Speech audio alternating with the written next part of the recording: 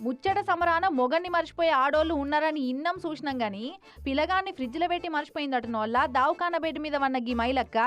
UP రాష్ట్రం మొరాదాబాద్ పట్టణంలో ఉందట 23 ఏళ్ల ఆడి మనిషి. మొన్న 17 రోజుల కిందటనో పిల్లగాన్ని కన్నది. అయితే మొన్న రాత్రి సంటోన్ని ఫ్రిడ్జ్లో పెట్టి వండుకుందట. మొదలు జరసేపు మంచిగానే సప్పుడు కాకుండా వన్నాడట పిల్లగాడు కూడా.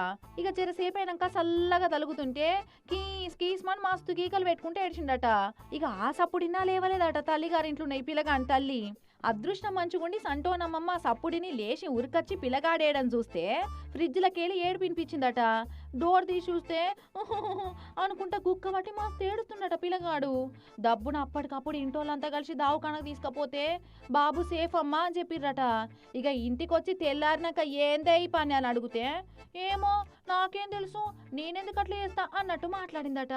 డౌట్ లేదు దీనికి ఖచ్చితంగా దయ్యం పట్టిందని మంత్రగాన్ని పిలిచి పూజలు చేపించిరట. అయినా ఎట్నో చేస్తుందని దావఖానకు కూడా పట్టుకపోయిరట.